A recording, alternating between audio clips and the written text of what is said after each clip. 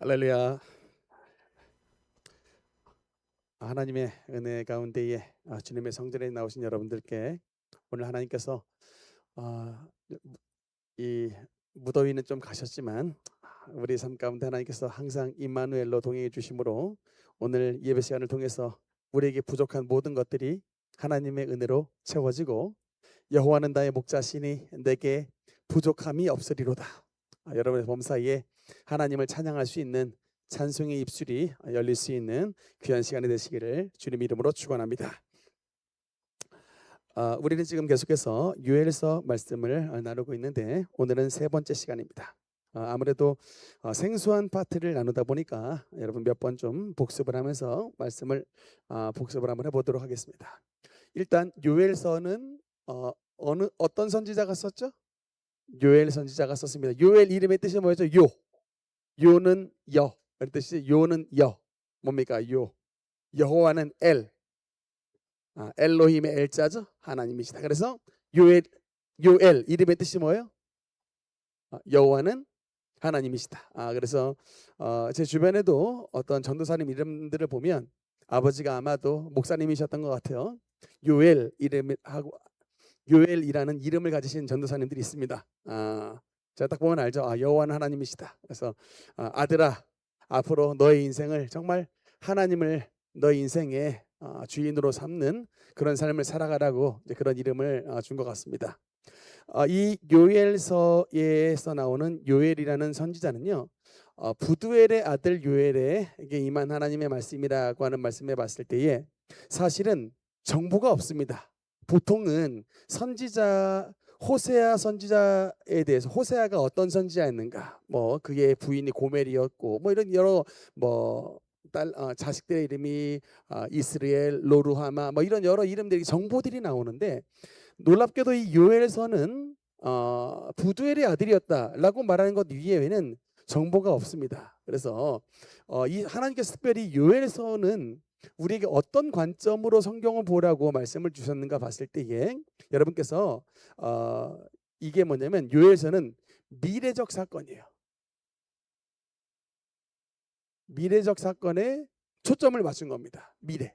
핵심이 이제 여러분 사실은 모든 선지서는요 어떤 그 중심이 말씀이 있냐면 왜 이스라엘이 망하게 되었는가라고 하는 과거를 지목을 합니다. 우리 부모님들도 자식들한테 혼낼 때 어때요? 네가 과거에 어떤 일을 했기 때문에 벌 받는 것이다라고 이게 과거를 지목을 하잖아요. 그런데 놀랍게도 이 요엘서는 사실은 심판을 말씀을 하시기는 하는데 이스라엘 백성들이 어떤 죄를 지어가지고 심판을 받는지에 대한 과거의 조상에 대한 이야기가 안 나와요. 과거의 이 이스라엘 백성들의 죄상도 안 나오고 과거의 요엘이라고 하는 선지자가 어떤 삶을 살았는지에 대한 정보도 나오지가 않습니다. 그 이유는 여러분 이걸 관점을 좀 보셔야 돼요. 왜 과거에 대한 이야기가 없을까? 이스라엘 백성들이 심판을 받는 건 맞는데 왜 이스라엘 백성들에 대해서 죄상, 과거의 이야기를 왜 하시지 않을까를 봤을 때 미래적 사건에 초점을 두고 있기 때문에 그런 거예요. 아니 이런 것들이 눈에 딱 보이면 성경이 눈에 이제 성경의 눈이 좀 열린 사람입니다. 하나님께서 이번 요엘을 통해서는 과거의 죄상보다는 그것보다 더 미래적 사건에 앞으로 너희에게 당할 운명과 너희에게 당할 심판과 너희에게 당할 재앙이 얼마나 큰지에 대한 미래적인 사건에 대해서 포커스를 맞추기를 원하신다. 여러분 이 차원 때문에 과거에 대한 이야기를 하고 있지를 않는다. 특히 여러분 이제 이스라엘 백성들이 당할 미래적 사건이 제가 지난번에 어떤 단어로 말씀을 드렸죠? 무슨 날입니까? 여호와의 날. 따라합시다. 여호와의 날. 여호와의 날. 뭐 수요일 날은 여러분 조금 그래도 성경을 좀 공부하는 차원에서 왜냐면요 여러분 일독을 했을 때 사실 요엘서 다 읽으셨어요. 사실 다 이게 3장짜리 성경이기 때문에 어지간하면 다 읽었는데 머릿속에 요엘서에 대한 이야기가 뭐가 나오는지가 들어있지를 않습니다.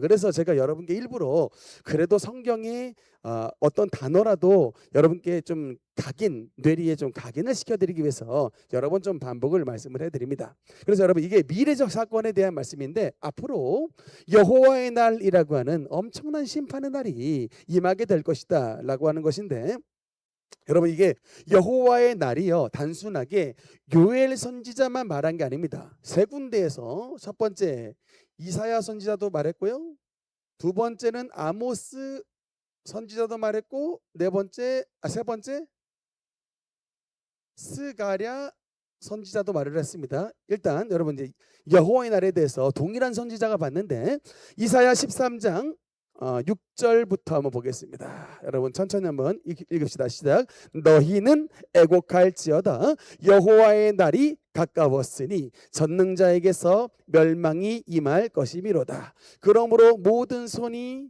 힘이 풀리고 각 사람의 마음이 녹을 것이라. 그들이 놀라며 괴로움과 슬픔에 사로잡혀 해산이 임박한 여자같이 고통하며 서로 보고 놀라며 얼굴이 불꽃 같으리로다. 얼굴이 불꽃 같다는 얘기가 뭐예요? 얼굴이 빨개져 버려가지고 흥분을 한 상태죠. 여러분 얼굴 빨개진 상태는 흥분한 건데 너무 이 당한 환난과 시련이 너무나 커가지고 얼굴이 그냥 다들 벌건 불꽃처럼 다 달아오를 정도로. 근데 여러분 7절 말씀해 보니까 손에는 힘이 풀리고 마음은 녹아버리고 슬픔과 괴로움에 잡혀서 해산한 여인의 괴로워하고 고통하는 것처럼 그런 괴로움의 날이 6절에 전능자에게서 멸망이 임하게 된다 라고 여러분 요엘만 말하는 것이 아니라 선지자 이사야도 여호와의 날을 보고 말씀을 했습니다. 심판의 날이 올 것이다. 어마어마한 손과 마음이 다 힘이 풀리고 녹아버리는 그런 심판의 날이 올 것이다 라고 선지자 이사야도 말했고, 두 번째 아모스 선지자도 말을 했습니다. 아모스 말씀 한번 보면 아모스 5장 18절 말씀 18절 19절 한번 읽겠습니다. 시작. 화 있을진저 여호와의 날을 사모하는 자여 너희가 어찌하여 여호와의 날을 사모하느냐. 그 날은 어둠이요 빛이 아니라 마치 사람이 사자를 피하다가 곰을 만나거나 혹은 집에 들어가서 손을 벽에 대었다가 뱀에게 물림 같도다. 여러분의 집에 들어갔더니 곰 새끼가 있어요. 여러분의 집에 들어갔더니 뱀이 나옵니다. 여러분 어떻게 했어요? 집에 들어갔더니 갑자기 곰이 막 이따만 하면 그냥 막 글리즐리 같은 막 곰이 나와버리거나 막 코브라 독사가 집에 들어갔더니 나왔다 그러면 여러분 뭐 한마디로 보면 재앙의 상황이죠. 네, 생각지도 못한 저 미국에는 막 진짜 가끔 이런 뭐 유튜브 보면은 막 곰들이 막 그냥 정말 그 사람 사는 집에 자주 들어오기도 하고, 요새 일본에도 여러분 그 곰이 그렇게 많이 민가에 들이닥쳐가지고 이게 자위대를 동원할 정도로 국가적인 굉장한 이제 어려움이 됐다는 얘기를, 곰이 힘이 무지하게 세요. 그래서 사람들 몇 명씩 막 죽어 나갑니다. 그런데 마치 말하자면 집안에 곰이 들어온 것처럼, 집안에 코브라 뱀이 들어온 것처럼 이제 이런 대환란의 상황이 여호와의 날에 임하게 될 것이다 라고 말씀을 해요. 아모스도. 세 번째 보니까 스가랴 선지자도 동일하게 말씀을 합니다. 스가랴서 14장 14장 1절 2절 읽겠습니다. 시작. 여호와의 날이 이르리라. 그날에 내 재물이 약탈되어 내 가운데서 나누이리라. 내가 이방 나라들을 모아 예루살렘과 싸우게 하리니 성읍이 함락되며 가옥이 약탈되며 부녀가 욕을 당하며 성읍 백성이 절반이나 사로잡혀 가려니와 남은 백성은 성읍에서 끊어지지 아니하리라. 여러분 그래서 한마디로 약탈당하고 부녀가 욕을 당하고 성읍이 함락되는 것 같은, 그러니까 우리가 사는 모든 처소가 마치 전쟁이 벌어진 것 같은 그런 어마어마한 재난과 환란이 벌어진다는 것입니다. 여러분 이게 사실 우리에게 이 내용이 별로 와닿지가 않죠. 그런데 여러분 그냥 하나 뭐 떠올리시면 되냐면, 어저께 우리 지구 반대편 쪽에 콜롬비아라고 하는 나라에서 또 지진이 났습니다. 바로 얼마 전에는 베네수엘라에서 대지진이 나가지고 아직도 여러분 사망자 추계를 못해요. 그 안에 어마어마하게 사람이 지금 많이 매장이 됐는데 국가가 힘이 없다 보니까 이게 막 이 공사를 이렇게 이제 이 시신 수습 작업 자체가 빨리 못 해가지고 사람은 죽어나갔는데 도대체 몇 명이 죽어나갔는지 아직 모릅니다. 그냥 현재로서는 수천 명 정도 죽었다고 나오는데, 이것 끝남과 아직도 얼마 전에 텔레비 보니까 베네수엘라 그 지진 구호 이게 모금 운동을 하더라고요. 근데 어저께 바로 콜롬비아에서 또 지진이 났습니다. 또 벌써 뭐 수백 명 죽어 나갔다고 나오는데, 여러분 이게 왜 제가 이 말씀을 드리냐면, 예수 그리스도께서 오실 때가 환란의 때고 재림의 때인데, 그때가 되면은요 처처에 지진이 날 것이다라고 성경에 말씀을 하고 있어요. 근데 지금 정말 여러분 이게 우리 여인분들이 자식을 낳을 때 산통이 제일 처음에 이게 천천히 띄엄띄엄 이렇게 있다가 정말 아기가 나올 때가 되면 산통이 아주 잦아지잖아요.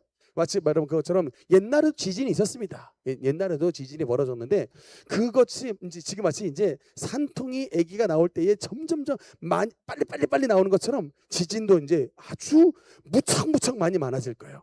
그 여러분 이 지진이 나는 상황 속에서의 백성들이 사는 게 아니죠. 너무나 놀라게 되죠. 마치 그런 것과 같은 어마어마한 환란이 우리가 사는 이 지구상에 임하게 된다라고, 그 날이 바로 여호와의 날이다라고 성경은 우리에게 강조의 말씀을 하고 있습니다.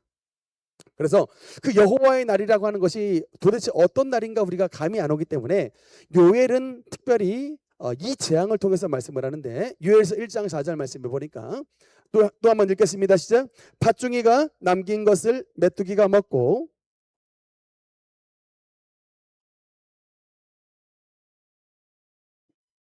그래서 팥중이, 메뚜기, 느치, 황충. 그래서 제가 이거가 뭔가 찾아봤더니 하여튼 메뚜기의 4가지 종류예요. 당시에 하여튼 비슷하게 생긴 뭐 방앗개비, 뭐 여치, 뭐 우리도 뭐 메뚜기나 이렇게 비슷하게 생겼지만 조금씩 생김새가 다르듯이 저 시대에 하여튼 이런 4가지의 메뚜기 종류인데, 이것들이 그냥 대거 잔뜩이 날아와서 메뚜기 재앙으로 이스라엘 백성들 가운데 있었던 모든 곡식들을 다 먹어버리는 그런 엄청난 재앙을 이스라엘 백성들이 실제로 당했는데, 그 실제로 당해서 어마어마하게 기근과 이제 음식을 먹지 못하는 기아 상태에 빠졌던 그런, 마치 그런 것과 같은 어마어마한 재앙과 환란의 날을 이 메뚜기 재앙을 통해서 앞으로 이 땅에 임할 여호와의 날은 지금 너희들이 겪는 이 메뚜기 재앙보다 훨씬 더 위중한 재앙이 올 것이다 라고 주님께서 이제 경고의 말씀을 주신 것입니다. 그러면서 여러분 이제 오늘 이제 2장으로 넘어가는데, 여러분 주님께서 이 경고의 재앙에 대한 경고의 말씀을 주신 이유가 뭘까? 재앙에 대한 경고가 여러분 성경 곳곳에 나오잖아요. 이제 너희 여호와의 날이 임할 것이고 그날은 메뚜기 재앙보다 훨씬 더 큰 재앙이 임할 것이라고 했는데, 재앙에 대한 경고의 말씀을 주신 이유가 뭘까요? 그냥 어떤 분들은 그냥 하나님이 그냥 하나님이시기 때문에 그냥 무조건 다 그냥 심판하고 무조건 다 죽이고 그냥 다 멸망시키기를 원한다고 이렇게만 생각을 하시는 분은 있지만, 여러분 만약에 우리 주님께서 정말 심판을 원하셨다면, 죽이는 것만을 원하셨다면 절대로 경고를 주실 리가 없습니다. 경고를 주신 이유가 뭐냐? 한마디로 앞으로 당할 이런 재앙이 예비되어 있으니 너희들은 범한 모든 죄악들을 벗어버리고 죄악에서 돌이켜서 그 재앙을 피하라. 죄악에서 돌이켜 재앙을 피하라고 주님께서 우리에게 경고의 말씀을 주신 것입니다. 그래서 여러분 이제 우리가 그 뒤를 이어서 주님께서 주신 경고의 말씀을 볼 텐데, 요엘서 2장 12절 말씀 한번 같이 읽겠습니다. 시작.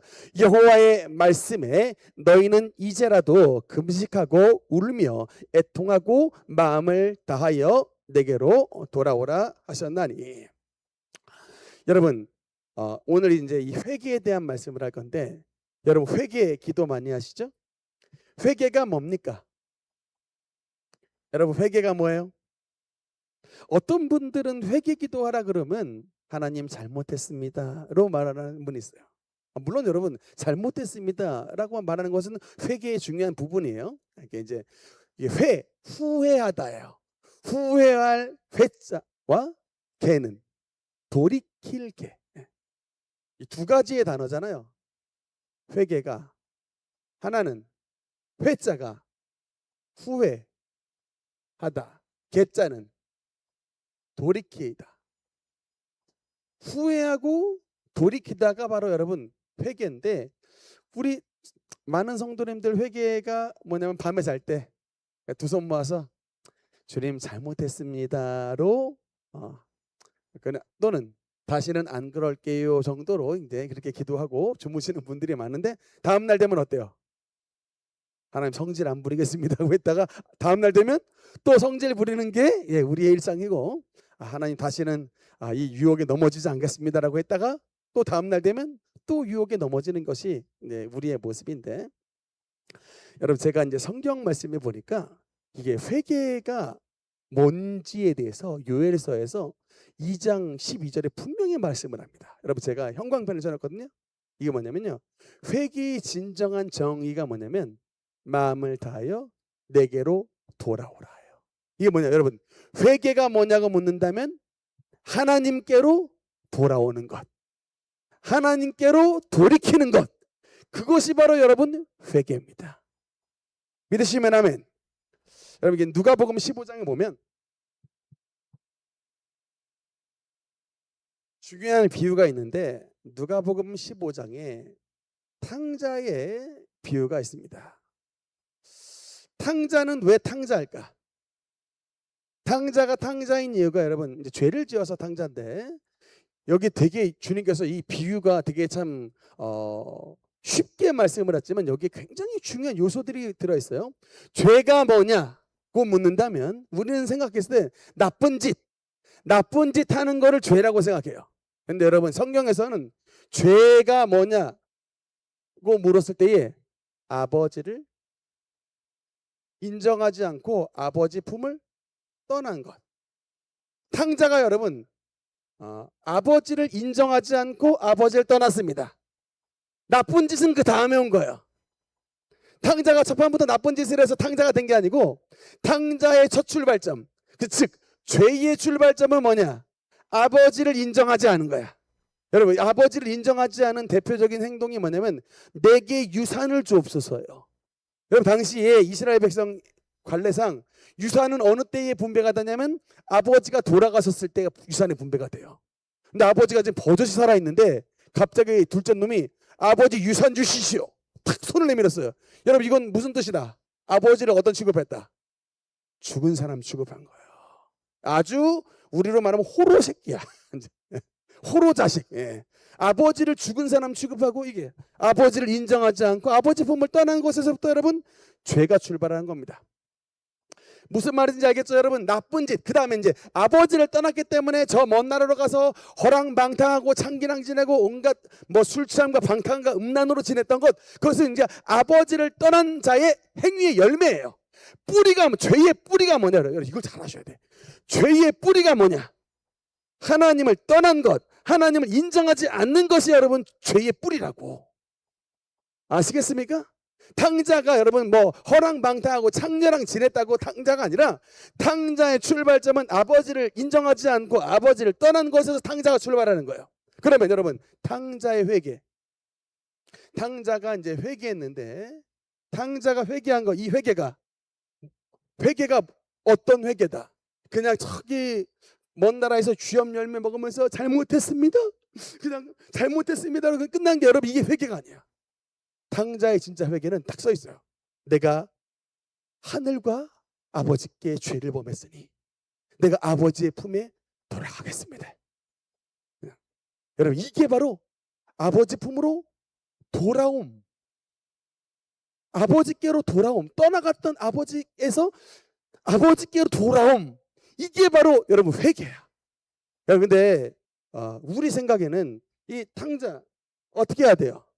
죄값을 받아야 된다고 생각하시는 분들 있잖아요. 아니 세상에 아버지 그 많은 재산을 말이야 저 못 날아가서 탕진하고, 그래서 그냥 저 창녀랑 다 그냥 탕진해버린 저 악한 놈 죄값 받아야지 라고 생각하는 분 있잖아요. 어떻게 생각하면 탕자도 그렇게 생각할 수 있어. 나는 죄를 졌기 때문에 죄값 받아서 그냥 이 상태로 뒤지든지 아니면 이 상태로 그냥 썩는 삶 살다가 인생 마쳐야겠다 라고 생각할 수 있잖아요. 여러분 근데 그게 이제 우리 마귀가 우리의 귓전에 속삭여 있는 것이고, 아버지의 마음, 아버지 어떤 분인지 보여주잖아요. 딱 이게 돌아오는 자녀를 아버지가 어떻게 합니까? 아직 상과가 먼데, 아직 거리가 먼데, 저기 멀리 누더기 행색으로 걸어오는, 토벅토벅 걸어오는 그 아들을 본 아버지가 나이가 많은데 아버지가 뛰어가잖아요. 달려가서 나오잖아요. 달려가서 그 터벅터벅 탕자로 돌아오는 이 아들을 아버지가 뛰어갑니다. 이거예요. 이게 바로 우리의 회개를 기쁘게 받으시는 하나님 아버지의 마음인 거예요. 여러분, 이 사실을 여러분께서 아셔야 됩니다. 여러분, 우리가 왜 전도를 해야 될까요? 심지어는 사형수, 나쁜 죄를 저지른 이런 사형수들, 요새는 막 사형제도가 막 이제 없어져가지고 거의 참 사회적인 문제가 되지만, 심지어는 감옥에 깊숙이 들어가 있는 자에게도 우리가 주님의 복음을 증거해야 되는 이유가 뭐예요? 하나님께서 죄인의 멸망함, 죄인의 죽음을 기뻐하시지 않고 죄인이 돌이켜 아버지 품으로 돌아오는 것을 기뻐하시기 때문에 여러분, 우리가 복음 사역의 끝까지 힘쓰는 사람이 되어야 되는데, 회개란 뭐냐? 바로 이거예요. 뭐 그냥 정직하게 살아가고 뭐 착하게 살아가고 뭐 깨끗하게 살아가고 이거는 둘째 문제고, 회개의 핵심은 뭐다? 아버지께로 돌아오는 거예요. 여러분, 요에서 마음을 다하고 내게로 돌아오라. 여러분, 이것이 바로 회개의 핵심의 본질인 것입니다. 물론 세상에 나가면 세상적으로 착하게 살아가는 사람들 많아요. 그러나 하나님께서 인정하시는 진짜 회개는 뭐냐면 우리가 아버지의 품 안으로 돌아오는 것입니다.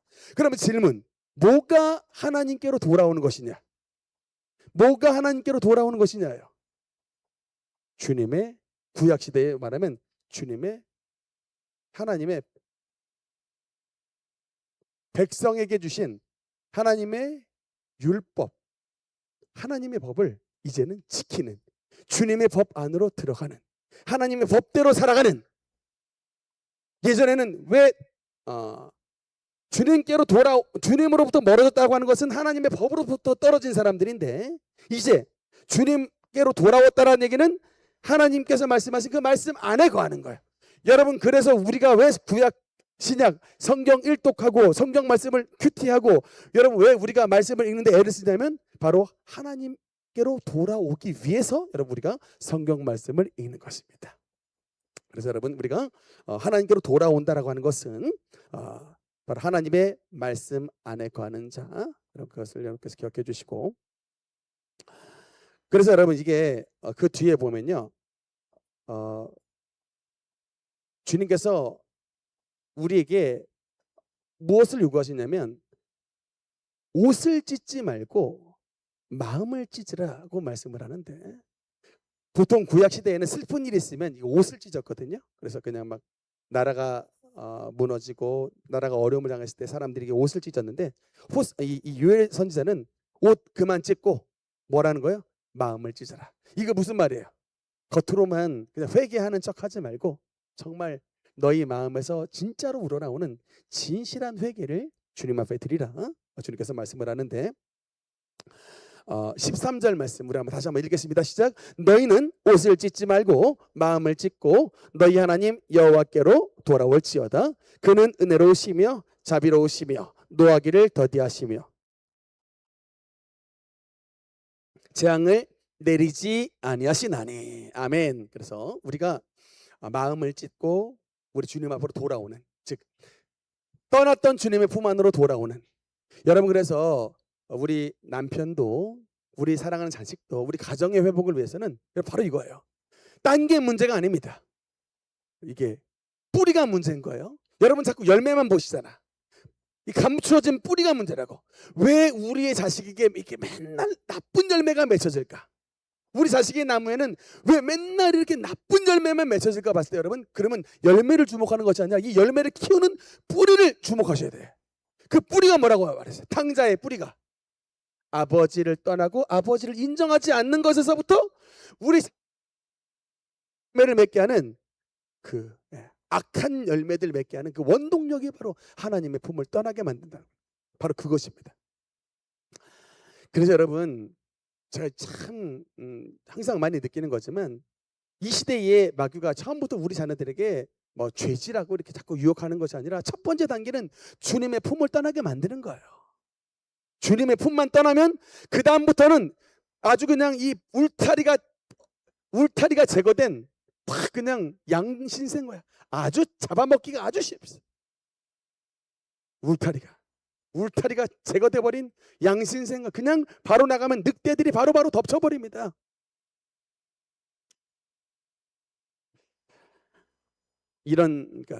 그래서 우리 자녀가 하나님 안에서 보호함을 받고 끝까지 주님 안에서 거하기를 원하면 여러분 다른 거 양보해도 이 하나님을 지키는 이 신앙만큼은 절대로 양보해서는 안 되는 거야. 여러분이 그 어떤 것보다도 이걸 한번 지키셔야 돼. 때로는 이것 때문에 공부가, 때로는 이것 때문에 여러분 뭐 물질이, 이것 때문에 사회적인 지위가 손해를 볼 수 있다 할지라도 여러분 이것 한번 양보하지 말고 끝까지 하나님의 말씀으로 한번 지켜내 보십시오. 하나님이 여러분의 자녀를 어떻게 바꿔나가시는가. 근데 여러분 오늘날은 우리 대부분의 교회 안에서 이 지점을 실패했다. 대학이라고 하는 이거 앞에서 그냥 다 양보해가지고 우리 자녀들이 지금 이제 입시에는 성공을 했을지 몰라도 그 다음의 삶이 여러분 정말 그냥 탕자 비슷한, 그냥 좋은 대학은 나왔는데 다 허랑방탕하게 살아가는 거예요. 어머님은 권사고 아버지는 장로인데 다 세상에 나가서 허랑방탕하게 사는 거야. 탕자처럼 살아가는 거예요. 왜요? 본질적으로 아버지 품을 떠났기 때문에, 아버지를 인정하지 않기 때문에 탕자가 된 것입니다. 제가 항상 경고하거든요. 얘들아, 주염 열매 먹기 전에 돌이켜라. 제가 진짜 그 단어를 써요. 주염 열매 먹기 전에 돌이켜라. 여러분 이게 주염 열매가 누가 먹는 열매인 줄 아세요? 돼지들이 먹는 거예요. 그러니까 이 탕자가요, 먹을 게 떨어져가지고 나중에 주염 열매를 먹으려고 하는데 그마저도 이게 없어가지고 아마도 돼지한테 물렸을 것 같아요.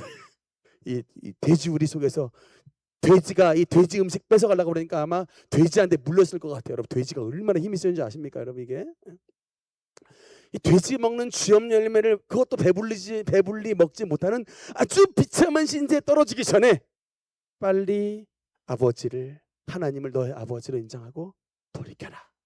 그럼 주님께서 은혜 베풀어 주신다는 거예요. 여러분 오늘 요엘서 2장 13절에도 그런 말씀합니다. 옷을 찢지 말고 마음을 찢고 하나님께로 돌아오면 하나님이 은혜로우시고 자비로우시고 노하기를 더디하시고 인자가 크시다. 여러분 4번에 걸쳐 말하잖아요. 이게 무슨 말일까요?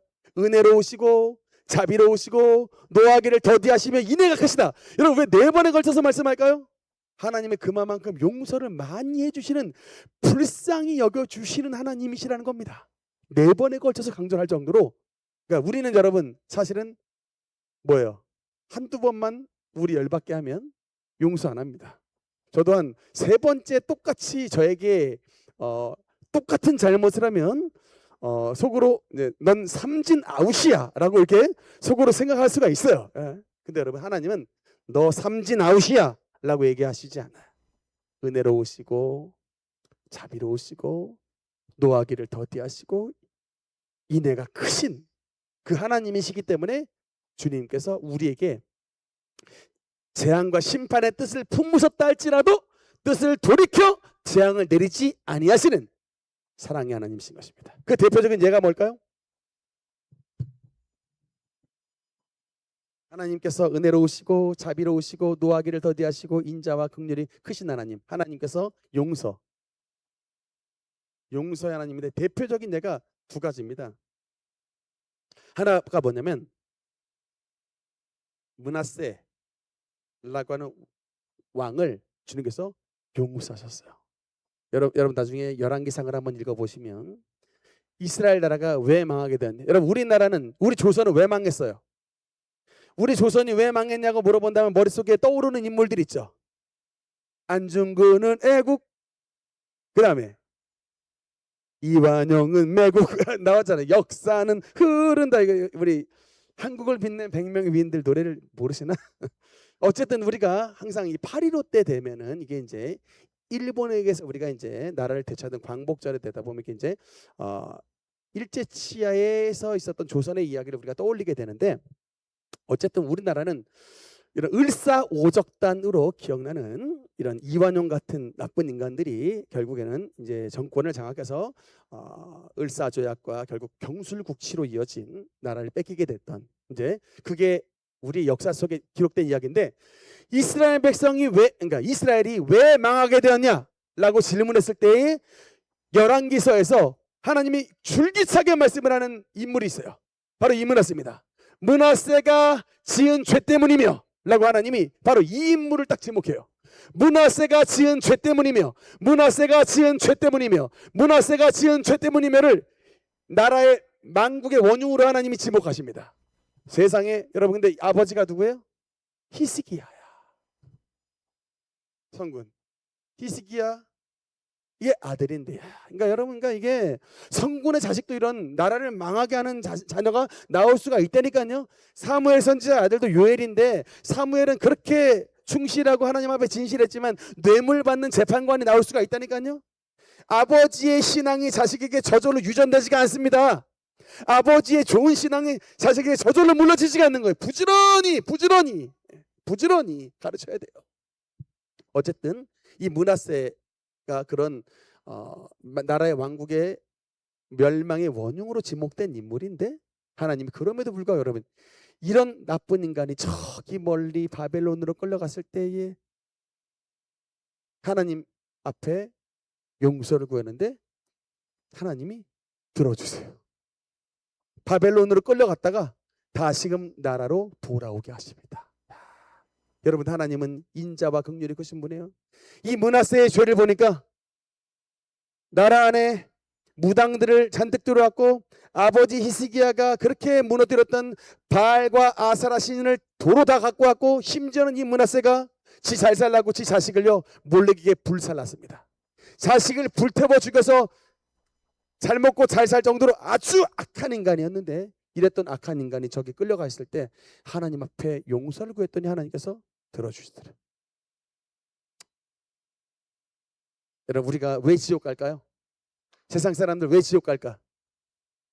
죄 져서 지옥 가는 게 아니고요, 그 죄를 끝까지 회개하지 않아서 지옥 가는 겁니다. 죽기 1분 전에, 목숨 끊어지기 1분 전에 회개해도 천국 갑니다. 분명히 말씀했어요. 주님께서 이 십자가에 못 박힌, 그게 이제 우리는 통상 우편강도라고 하는데, 살아생전에 단 한 번 선한 거 한 적 없어요. 여러분, 십자가에 못 박힌 우편강도 한 번도 선한 거 한 적 없는데, 죽기 직전에 우리 예수님께 정말 진실하게 회개했어요. 당신의 나라가 임하실 때에 나를 좀 기억해달라고 진실하게 회개했는데, 예수님이 오늘 내가 나와 함께 낙원에 있으리라. 우리가 행동으로 구원받는 거 아닙니다. 진짜 여러분, 우리가 죽기 1분 전에라도 주님 앞에 진심으로 회개하면, 진심으로 죄에서 돌이키면, 그 진짜 우리 주님께서 우리의 그걸 이 믿음을 인정해 주시면, 우리가 죽기 1분 전에 회개해도 천국 가는 거예요. 문제는 뭐냐? 이것을 얍삽이로 써서 나는 죽기 1분 전에 회개하고 천국 가야지라고 얍삽한 신앙을 가지고 있는 분, 여러분, 문제는 뭐냐면 죽기 1분 전을 우리는 모른다는 거예요. 우리의 비극은 우리가 죽기 1분 전을 모릅니다. 그게 비극이에요. 뭐 병으로도 가실 수가 있지만 사고로 가실 수도 있고요. 요새는 그렇게 심장마비가 많아. 하루아침에 주무시다가 심장 스트로크로 그냥 가시는 분들 많아요. 밤새 안녕하셨습니까? 입니다. 정말 여러분, 그래서 오늘 말씀을 들으신 분들은 날이 저물어 오라 하시면, 찬송가 가사 날이 저물어 오라 하시면, 그 다음 뭐예요? 날이 저물어 오라 하시면, 그 다음 뭐예요? 영광 중에 나아가리 열린 천국문. 여러분, 이게 뭐냐면 날이 저물어서 오라고 하시면, 그때가 그 1분 전이, 그 5분 전이 우리는 언제인지 모르지만 어느 때든지 주님께서 오라 하시면 영광 중에 나아가는, 이게 뭐예요? 들어갈 준비를 하고 있는 겁니다. 항상 천국 갈 준비를 하고 주무시는 거예요. 어르신 성도 여러분, 주님께서 날이 저물어 오라 하시면 영광 중에 나아갈 수 있는 그날과 그때를 준비하면서 살아가시는 여러분 되시길 바랍니다. 물론 여러분, 기왕이면 오래 사십시오. 기왕이면 오래 살고 장수하고 가시는데, 여러분, 그게 하여튼 그날과 그때는 오잖아요. 그게 100살이 될지 수가 있고 95살이 될 수가 있고 85가 될 수가 있지만 어느 때든지 날이 저물어 오라고 하시면 영광 중에 나아갈 수 있도록 항상 우리의 삶을 주님 앞에서 회개와 정직함으로 정결함으로 준비하시는 우리 모든 성도가 되시기를 주님 이름으로 축원합니다. 어쨌든 여러분, 이 므낫세는 하나님 앞에서 바벨론에 끌려갔을 때 회개했더니 용서해 주셨고, 두 번째 그 대표적 사건이 니느웨인데, 니느웨. 여러분 오늘 이 말씀 잠깐만 네 13절 말씀 아니 유엘서 2장 16절, 유엘서 2장 그 앞에 겁니다. 유엘서 2장 16절 한번 읽겠습니다. 시작. 백성을 모아 그 모임을 거룩하게 하고 어린이와 젖 먹는 자를 모으며 신랑을 그 방에서 나오게 하며 신부도 그 방에서 나오게 하고. 여러분 이게 이제 회개가, 특히 니느웨 이 백성의 회개를 여러분께 좀 말씀을 드리고 싶은데, 여러분 이 니느웨는 어느 나라의 수도일까요? 아수르, 아시리아의 수도입니다. 여러분 세계 역사상 최초의 통일 제국이기도 하지만 동시에 이 아시리아, 이 니느웨 수도였던 니느웨의 나라 아시리아는 엄청나게 좀 살육을 많이 자행했던, 아주 그 이방 민족들을 잔인하게 살육을 했던 나쁜 나라였어요. 그래서 이제 이 죄악이 상달됐기 때문에 하나님께서 선지자 요나에게 이 니느웨에 가서 멸망을 선포하라고 말씀을 했죠.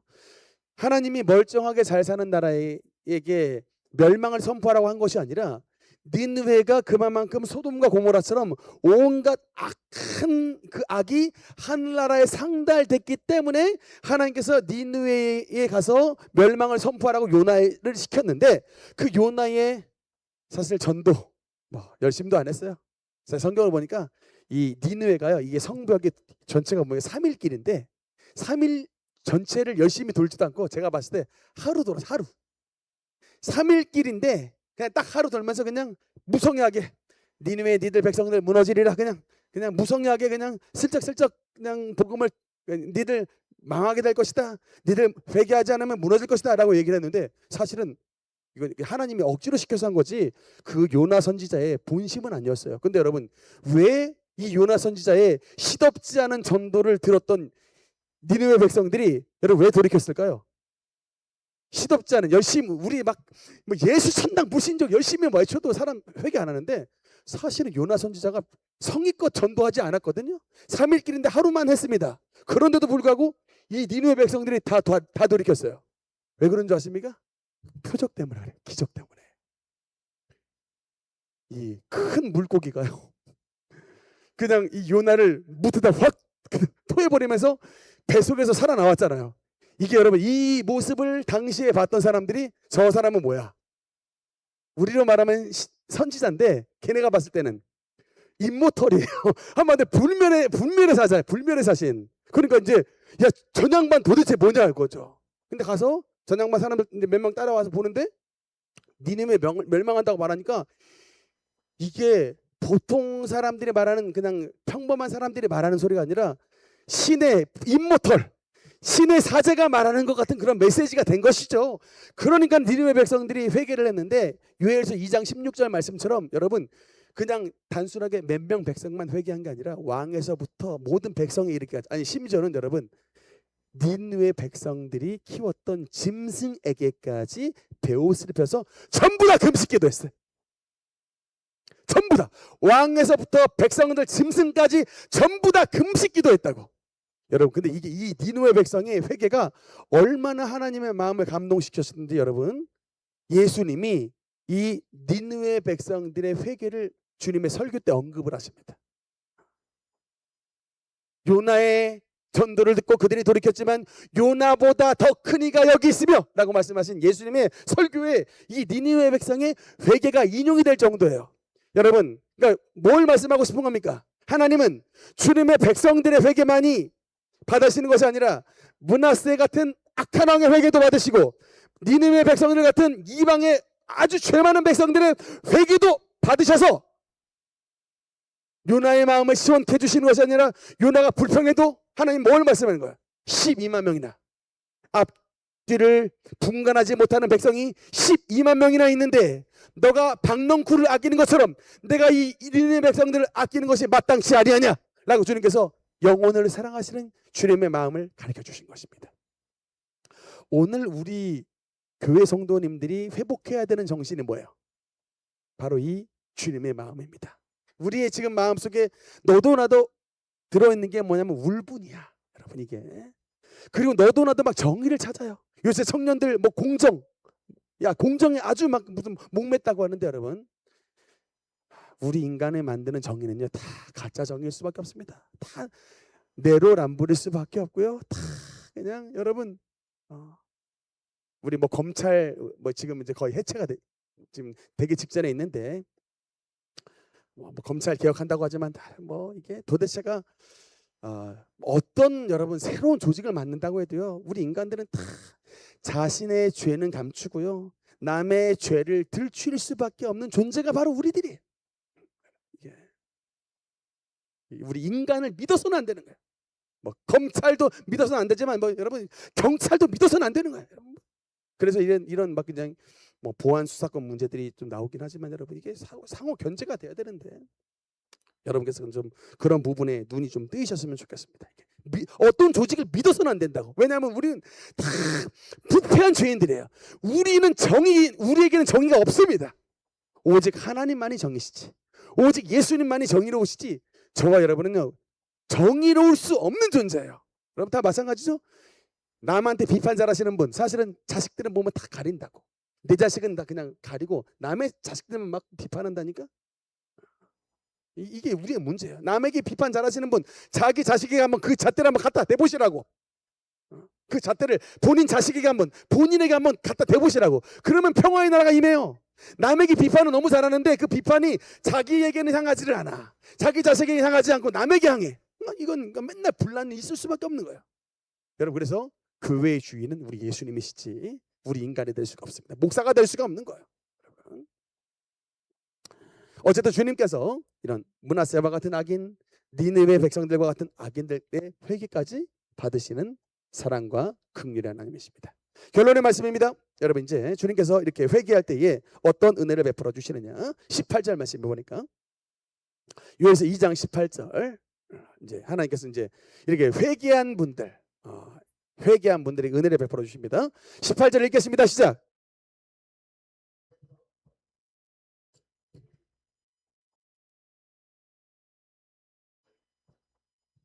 아멘. 여러분 제가 단어를 붙였어요. 법칙인데 제가 법을 공부해서는 이제 법칙이라는 단어를 좀 쓰기를 좋아하는데 어떤 법칙이 있느냐? 세 가지의 히읗.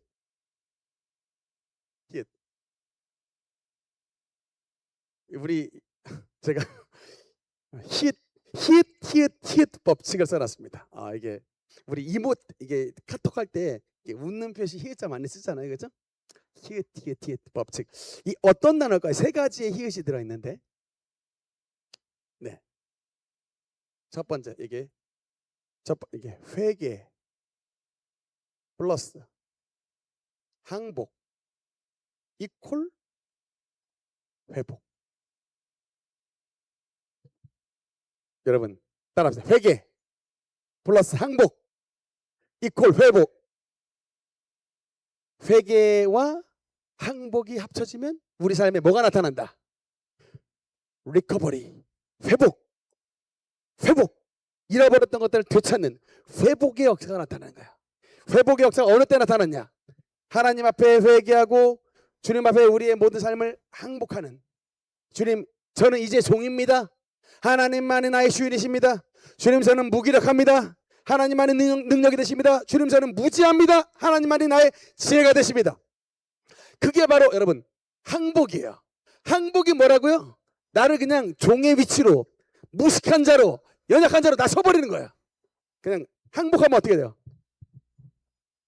양손 들잖아요. 여러분 진짜 제가 보니까 예배 시간에 두 손 들고 기도를 하시는 분들, 여러분 정말 그분들 항복한 분들입니다. 여러분 진짜 찬양할 때 손 안 올라가요. 진짜 이게 어지간한 은혜 아니고서는 예배 드릴 때 손 안 올라갑니다. 근데 예배 시간마다 손을 잘 올리시는 분들이 있어. 하나님께 항복한 분들이야. 그런 분들은 손 잘 올라가요. 이 손 올리는 것도 참 이게 주님의 은혜를 받아야 되는데, 어쨌든 회개 플러스 항복 이퀄 회복. 그래서 제가 히읗 법칙이다라는 이름을 붙였습니다. 어느 때 우리 삶이 회복된다. 회개하고 주님께 항복하면 내 삶 가운데에 회복의 역사가 나타나는 것입니다. 회복의 역사 마지막으로 5가지로 보겠습니다. 첫 번째 19절 말씀 같이 읽겠습니다. 시작. 여호와께서 그들에게 응답하여 이르시기를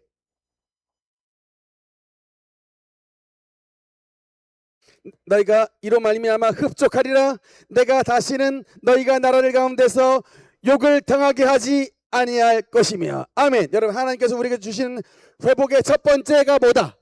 첫째, 곡식과 새 포도주와 기름을 주시겠다는 겁니다. 여러분, 이게 뭐예요? 지금 이 앞에 메뚜기 재앙으로 말미암아 나라가 농사가 안 되는 때인데, 우리 주님 앞으로 회개하고 이스라엘 백성들이 돌아오면 하나님께서 농사가 잘 돼서 곡식도 풍성하고 새 포도주도 넘쳐나고 기름이 당시 돈이에요. 올리브도, 여러분, 올리브유도 제일 비싼, 기름 가운데 올리브유가 제일 비싼데, 이런 기름이 넘쳐나는 하나님의 첫 번째 약속이 뭐예요? 따라합시다. 풍성함. 여러분, 하나님께서 주님 잘 믿으면 우리 삶의 첫 번째 곡식과 새 포도주와 기름을 주리니 이로 말미암아 흡족하리라 라고 하는 하나님께서 풍성함, 흡족함의 은혜를 여러분의 삶에 베풀어 주시는 것입니다.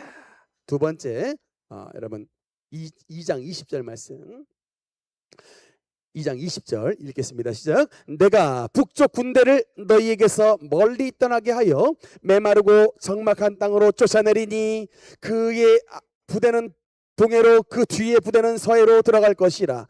상한 냄새가 일어나고 악취가 오르리니 이는 큰 일을 행하였음이니라 하리라. 두 번째, 하나님께서 우리에게 주시는 회복의 두 번째 은혜가 뭐다? 북쪽 군대를 멀리 떠나게 하며.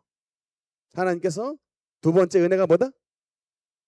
전쟁에서의 승리입니다. 군대가 도망가게 되는, 우리를 침입했던 군대가 하나님께서 저와 여러분 가운데 대신 싸워 주심으로 말미암아 그 북쪽의 군대가 도망가는,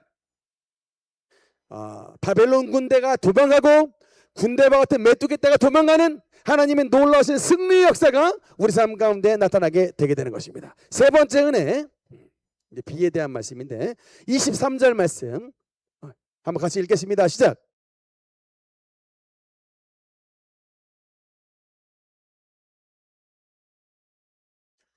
그가 너희를 위하여 비를 내리시되 이른 비와 너희에게 적당하게 해주시리니 이른 비와 늦은 비가 예전과 같을 것이라. 아멘. 여러분, 이게 성경에 비의 종류가 두 가지가 나옵니다. 이른 비가 있고요, 늦은 비가 있습니다.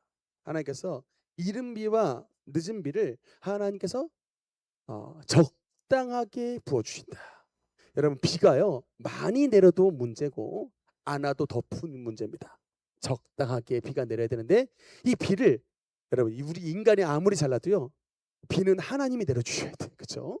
하나님께서 비를 내려주셔서 저와 여러분 삶 가운데 범사에 이 농사가 잘 되도록 비를 내려주시는 은총을 주시는데, 특히 여러분 이 이른 비는 어떤 비일까요? 이른 비, 이게 두 가지예요. 파종의 비예요. 그러니까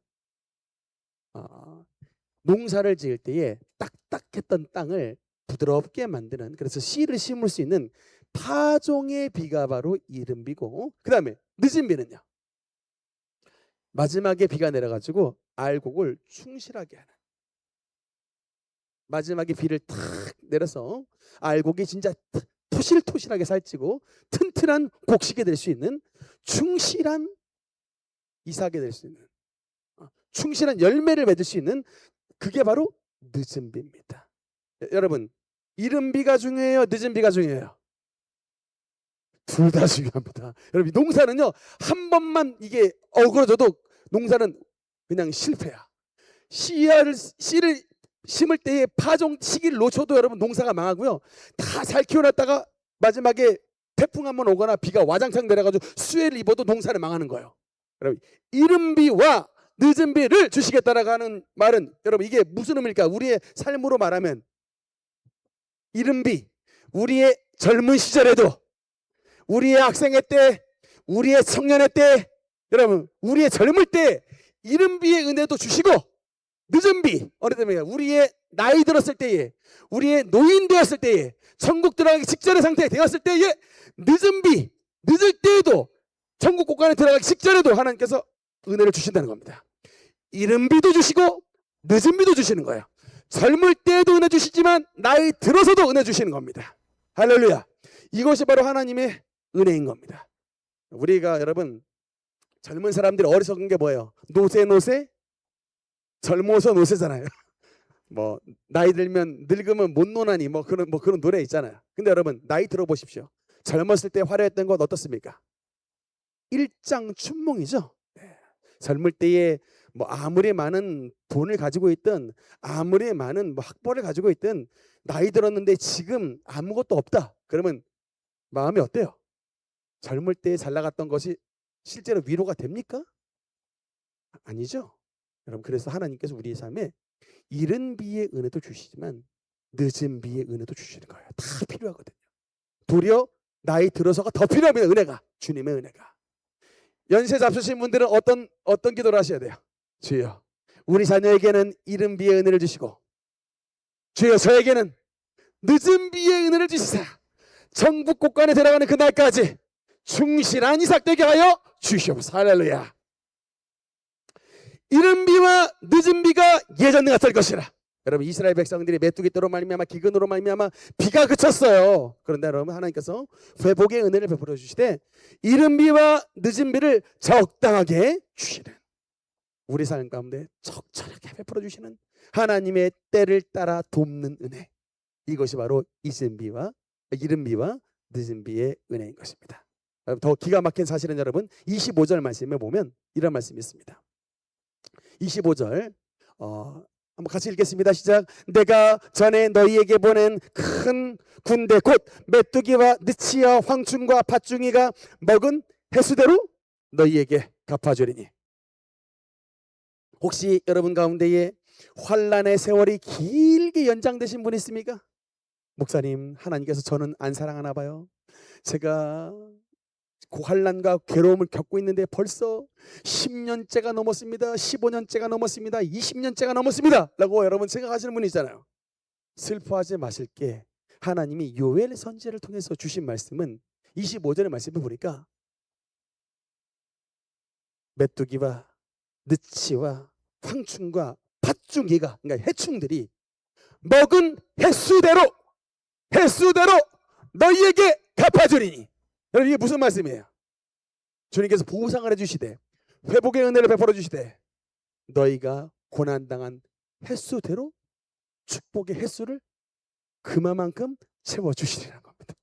여러분 그러니까 괴로움의 세월을 2년 살았으면 주님께서 2년의 기간을, 10년이었으면, 괴로움의 시간이 10년이었으면 이제는 너가 괴로움을 당했던 시간만큼 하나님이 축복을 길게 10년의 기쁨의 기간을, 10년의 회복의 기간을, 10년의 축복의 기간을 여러분 가운데 주신다는 것입니다. 할렐루야. 여러분과 말씀보다 뭐 이런 것을 보물찾기 하듯이 찾아내야죠.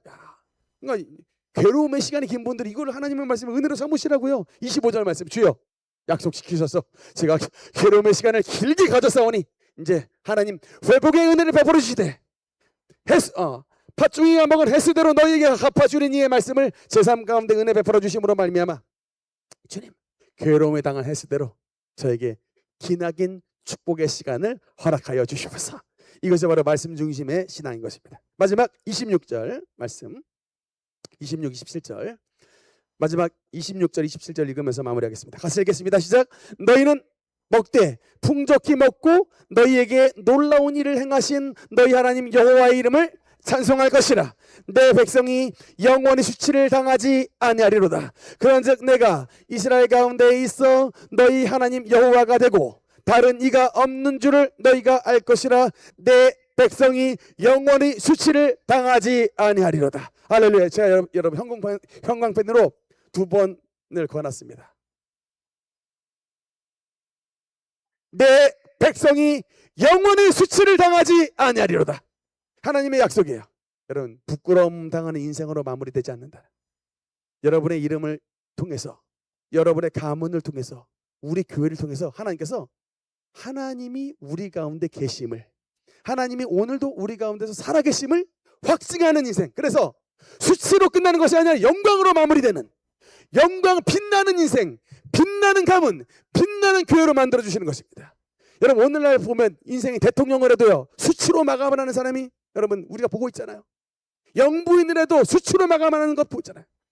참, 이 나라에서 대통령을 해야 될까 여러분 싶을 정도로 참 고민스러운데 왜 그런 자리를 왜 그렇게 가겠다고 맨날 싸우는지 모르겠어요.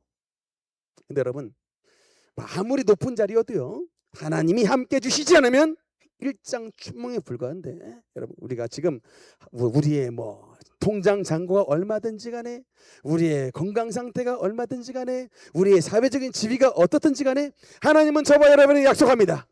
내 백성이 영원히 수치를 당하지 아니하리로다.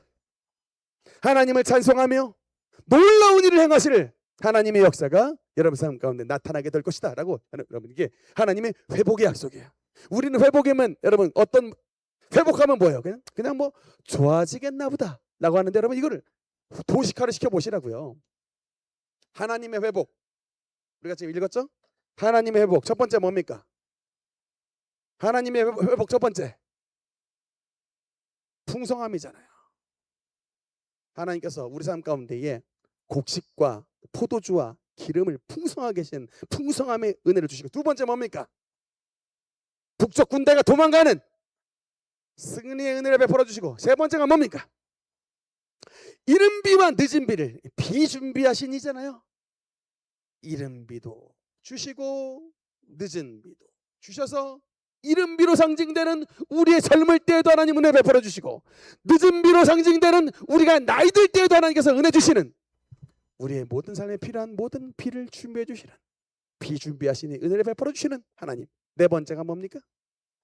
우리가 읽은 말씀처럼 하나님께서 우리 삶 가운데 영원히 수치를 당하지 아니하는 놀라운 일을 행하실 하나님의 축복이 넘치고 영광이 넘치는, 수치가 물러가고, 그러니까 부끄러운 일이 없는 거예요. 여러분, 자식이 여러분에게 부끄러움이 되는 것이 아니라 자식이 여러분의 삶에 영광이 되고, 여러분의 가문에 부끄러운 일이 있는 것이 아니라 여러분의 가문에 영광스러운 일이 넘쳐나고 잘되고 바로되고 승리하는 하나님의 축복과 영광이 넘치는 빛나는 인생으로 만들어주신다. 여러분, 그것이 바로 이 하나님의 회복에 담겨져 있는 말씀의 의미인 것입니다. 여러분, 할렐루야! 여러분, 8월 달에 제가 기억이 납니다. 대부분 휴가를 많이 갔어요. 그래서 한번 저희가 몇 년 전에는 우리 담임 목사님 휴가 한번, 부 목사님 휴가를 한번 해가지고 휴가를 따로따로 잡았던 때가 있는데, 그때 수요예배 나왔더니 성도가 한 분 안 계세요. 한 분 안 가서 한 분 넣고서 설교를 1시간을 했었습니다. 그냥 찬송 부르고 이게 쓰고, 한 분 넣고 하기도 참 쉽지 않았지만 어쨌든 열심히 했어요. 오늘 휴가 많이 가셨지만 그래도 저는 감사합니다. 오늘 많이 오셨는데, 여러분 바로 하나님께서 오늘 유에서 기록된 회복의 약속이 풍성하고 승리되고 이른 비와 늦은 비를 주시며 축복과 영광이 넘쳐나는, 수치가 물러가는 하나님의 놀라우신 역사가 여러분의 삶 가운데 넘쳐나게 되시기를 주님 이름으로 축원합니다. 기도하시겠습니다.